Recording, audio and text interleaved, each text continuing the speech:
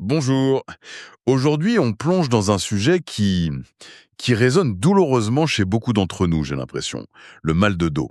Ah oui, Un problème tellement répandu qu'on l'appelle souvent le mal du siècle. c'est vrai.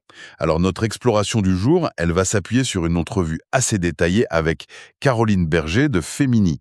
C'est une instructrice experte en pilates. Elle dirige son propre studio à Paris depuis presque 20 ans. Une vraie référence donc. Oui, et elle qualifie d'ailleurs ce problème de véritable fléau de société. Donc notre objectif, ça va être de décortiquer un peu cette interview pour saisir l'ampleur réelle du mal de dos et puis comprendre comment la méthode Pilates, telle que présentée par cette experte, pourrait offrir des pistes de solutions. Hmm. Pour donner une idée de l'échelle, quand même, les chiffres qu'elle avance sont assez parlants. Entre 15 et 30% des adultes seraient touchés au moins une fois dans leur vie. C'est considérable. C'est énorme en effet. Et ce qui frappe tout de suite dans ses propos, c'est ton impact, il va bien au-delà de la simple gêne, de la douleur individuelle. Ah oui. Oui, l'experte met vraiment en lumière les répercussions profondes sur la société, l'engorgement des cabinets médicaux, les arrêts de travail qui se multiplient et qui pèsent sur les entreprises, perte de productivité. Bien sûr. Et même, elle mentionne le risque non négligeable d'invalidité parfois avant 45 ans. Donc on comprend très vite que c'est pas juste un inconfort perso, mais un vrai enjeu de santé publique, Ah oui. avec des coûts économiques et sociaux considérables. Absolument. Ok, alors, essayons de comprendre pourquoi ce problème est si répandu. L'interview explore justement les différents facteurs de risque. Et ce qui en ressort, c'est une image assez complexe. On est loin d'une cause unique et simple, j'ai l'impression. Tout à fait. Caroline Berger, dans cet entretien, elle insiste vraiment sur la multiplicité des causes. Il y a bien sûr les facteurs qu'on pourrait qualifier de biomécaniques, ceux auxquels on pense souvent en premier, Oui, les postures prolongées, souvent inadéquates, assis devant un écran pendant des heures ou debout dans des conditions de travail pénibles. classique. Voilà. Il y a aussi les efforts physiques répétés, le port de charges lourdes, des éléments très concrets qui sollicitent la colonne vertébrale. Oui, ça on l'imagine assez bien, mais l'experte, elle ne s'arrête pas là, si je comprends bien. Non, et ça c'est un point crucial qu'elle soulève, elle met en évidence le rôle majeur de notre mode de vie contemporain. Hmm. La sédentarité croissante, c'est un facteur aggravant majeur. Le manque d'activité physique, ça affaiblit les muscles qui soutiennent le dos. Le surpoids aussi, ça ajoute une contrainte mécanique directe sur les vertèbres. Logique. Mais elle va plus loin. Elle pointe des facteurs plus psychosociaux. Le stress chronique, en particulier celui lié au travail, qui entraîne des tensions musculaires quasi permanentes, et elle mentionne même l'isolement social comme un facteur qui peut influencer la perception et la gestion de la douleur. C'est fascinant cette vision élargie. Ça change un peu la perspective quand même. Exactement. Et c'est peut-être le premier grand enseignement à tirer de cette interview. Il faut arrêter de voir le mal de dos comme un problème purement mécanique, une sorte de panne physique, quoi. D'accord. L'experte nous force à adopter ce qu'on appelle une approche biopsychosociale. Bio pour les aspects physiques, bien sûr, muscles, os, disques. Psycho pour l'influence de nos pensées, nos émotions, le stress. Mhm. Et social pour l'impact de notre environnement, notre travail, nos relations.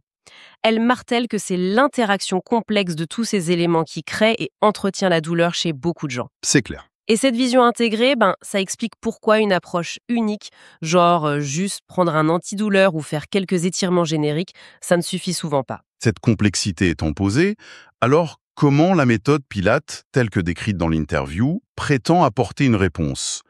L'experte la présente comme une approche non invasive, c'est ça? Mais qu'est-ce qui la rend spécifique face à ce problème multifactoriel? Alors, selon les propos de Caroline Berger, le Pilate agirait de manière ciblée sur plusieurs aspects fondamentaux.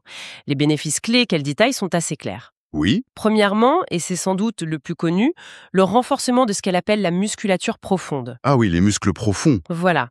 Il s'agit des muscles stabilisateurs du tronc, ceux qui sont proches de la colonne, comme le transverse de l'abdomen, les multifides, des muscles souvent un peu négligés par les activités physiques plus classiques, mais essentiels pour un bon maintien. D'accord. Ce qui, mécaniquement, réduit les contraintes inutiles sur le dos au quotidien.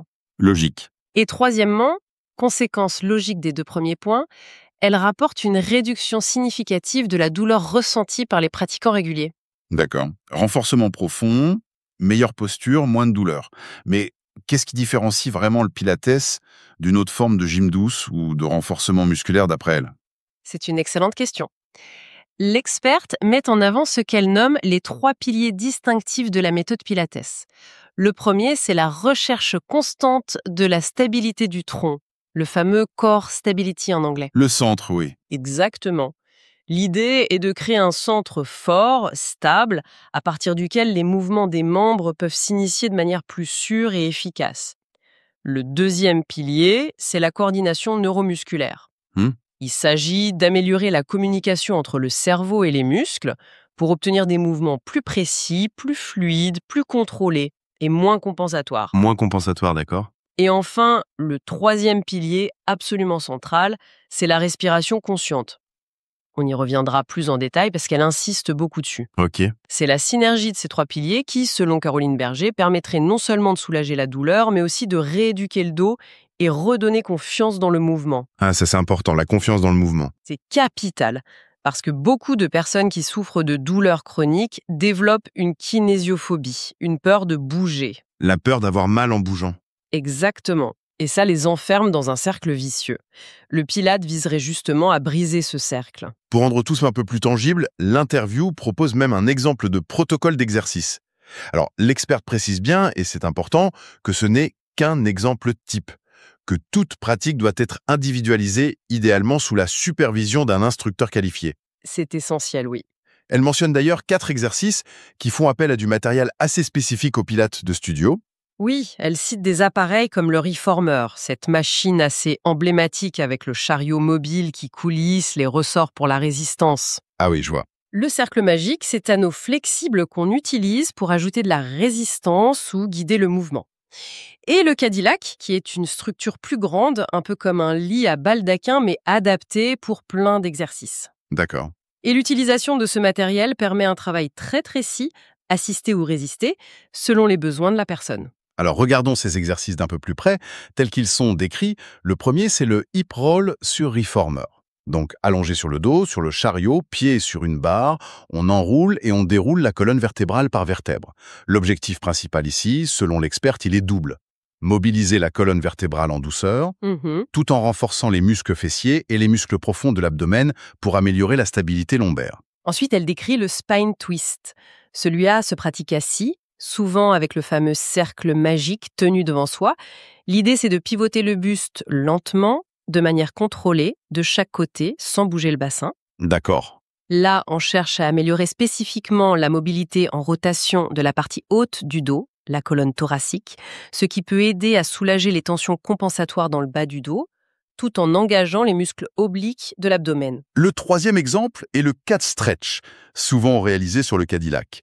À 4 pattes ou à genoux, face à une barre de l'appareil, on fait des mouvements d'arrondi et de creusement du dos. Un peu comme un chat qui s'étire, quoi. C'est ça. L'objectif ici, c'est un étirement actif de toute la colonne, le rachis, une décompression de la zone lombaire, mais aussi une amélioration de la conscience de son propre corps, ce qu'on appelle la proprioception. La proprioception, d'accord. Et enfin, elle mentionne le swimming prep, qui peut se faire sur le reformer ou même au sol.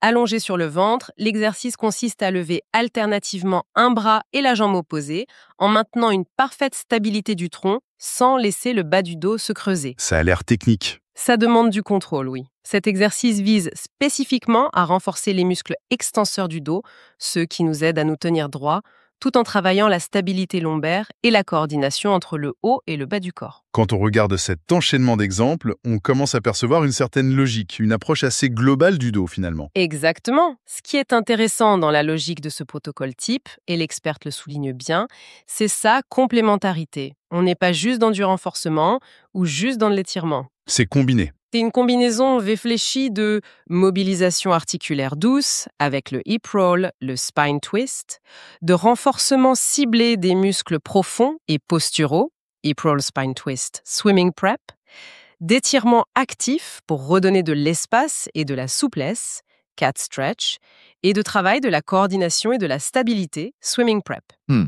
Si on relie ça à une vision plus large des besoins d'une colonne vertébrale saine, on voit bien que l'approche cherche à couvrir toutes les bases. Une colonne a besoin d'être à la fois stable et mobile. Et la personne a besoin de retrouver confiance en sa capacité à bouger sans douleur. Oui, Ce protocole, même si ce n'est qu'un exemple, il illustre bien comment le Pilates tente d'adresser ces différents aspects de manière intégrée et progressive. Et c'est là, je crois, qu'intervient un élément sur lequel Caroline Berger insiste particulièrement dans l'interview, la respiration. On pourrait penser que c'est juste une façon de rythmer les exercices, mais elle lui attribue un rôle absolument fondamental. Pourquoi cette insistance? Vous avez raison, elle est très claire là-dessus. La respiration en Pilates, et plus spécifiquement la respiration dite latérale, thoracique ou diaphragmatique profonde qu'elle décrit, ce n'est pas du tout accessoire. Pas du tout. Ah bon? Elle explique que cette technique respiratoire a une double fonction thérapeutique majeure.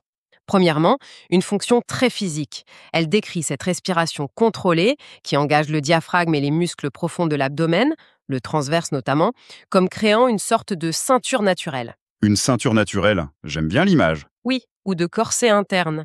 Ce gainage profond stabilise la colonne vertébrale de l'intérieur, par le centre du corps, et favorise un meilleur alignement postural général.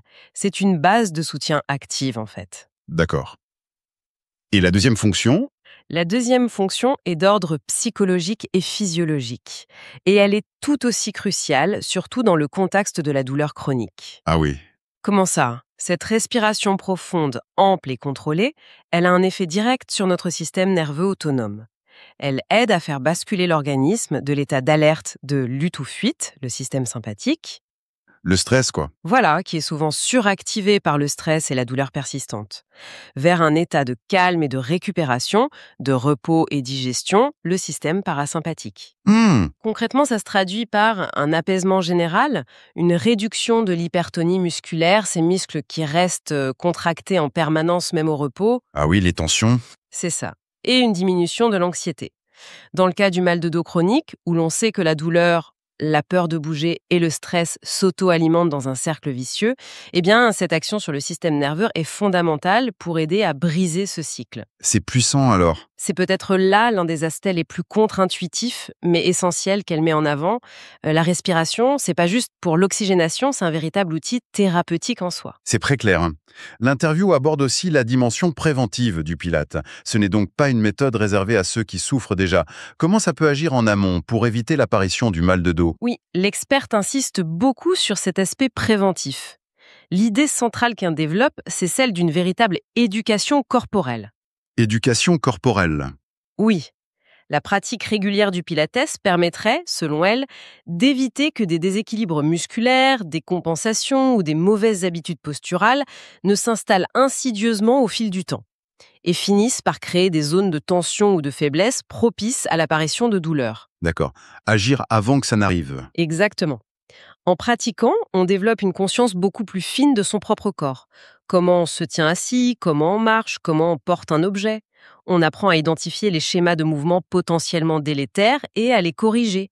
C'est un apprentissage progressif de l'utilisation optimale de son corps. C'est intéressant. En somme, le Pilates viserait à rendre la personne plus actrice de sa santé, plus autonome, en lui donnant les clés pour comprendre et entretenir son capital physique, notamment son dos, avant même que les problèmes ne surviennent. C'est l'idée de devenir en quelque sorte le gardien de son propre dos. Une éducation corporelle pour devenir acteur de sa santé. C'est une perspective intéressante en effet. Et en se projetant un peu, comment l'experte envisage-t-elle l'évolution de la place du Pilates dans la prise en charge globale du mal de dos à l'avenir? Elle semble plutôt optimiste dans l'interview. Elle est effectivement convaincue du potentiel et de la pertinence du Pilates. Elle voit ça comme une méthode incontournable, appelée à se développer. Mhm. Cependant, elle souligne avec force l'importance de ne pas considérer le Pilates comme une solution isolée ou miracle.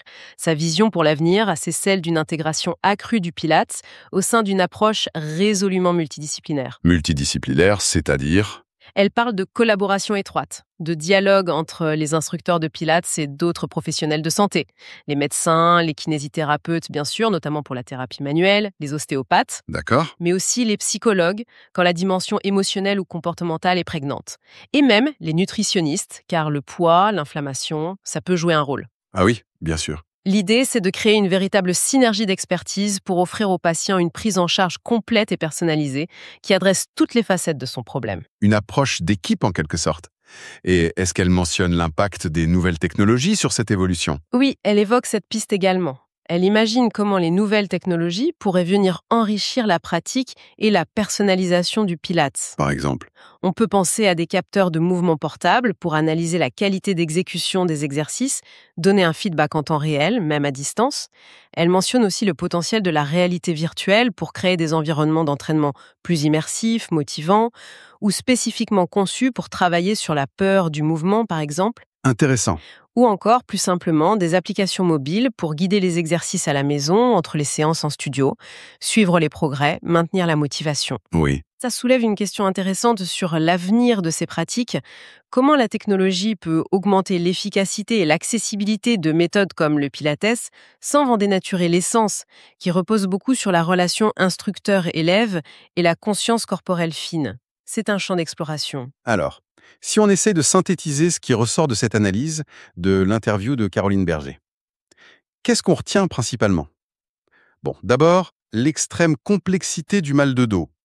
Ce n'est pas juste une affaire de vertèbre, mais un phénomène biopsychosocial. C'est ça. Ensuite, face à cela, le Pilates propose une approche spécifique, structurée, fondée sur la stabilité du tronc, la coordination et une respiration consciente et active. Exactement. Et enfin, cette méthode aurait un double potentiel, non seulement curatif, pour aider à soulager la douleur existante, mais aussi préventif, comme une forme d'éducation pour prendre soin de son dos sur le long terme, idéalement en s'intégrant dans un parcours de soins plus global. C'est une excellente synthèse. La conclusion de l'experte, telle que rapportée, elle est très nette. Elle insiste sur le fait que le Pilate va bien au-delà d'une simple gymnastique douce. Elle le décrit comme une méthode robuste, cohérente, qui allie une compréhension fine de la science du mouvement à une véritable pédagogie du corps et un accompagnement qui prend en compte l'individu dans sa globalité. Elle utilise la formule le corps, le souffle et la conscience. Corps, souffle et conscience? Voilà. Pour elle, ce n'est pas une tendance éphémère, mais bien une réponse sérieuse, moderne et fondée à ce qu'elle considère comme l'un des défis majeurs de santé publique de notre époque, la prévalence du mal de dos et son impact sur la qualité de vie. C'est une conclusion forte. Et pour laisser l'auditeur ou l'auditrice avec une dernière piste de réflexion qui découle directement de tout ça, étant donné l'importance cruciale de cette fameuse conscience corporelle et de la respiration qui ont été évoquées tout au long de notre discussion sur cette interview, Oui, on pourrait se demander, au-delà d'une pratique structurée en studio, quels tout petits ajustements posturaux, quelles micro-pauses actives au bureau ou quels mouvements très simples inspirés des principes du Pilates. des choses qu'on pourrait faire au quotidien. Exactement. Comme prendre conscience de son assise, allonger sa colonne ou pratiquer quelques respirations profondes et conscientes dans la journée, même sans matériel. Comment commencer à notre échelle à appliquer cette éducation corporelle pour prendre soin de notre dos dès maintenant, que l'on souffre déjà ou que l'on veuille simplement prévenir? C'est une question ouverte, je pense, une invitation à l'exploration personnelle.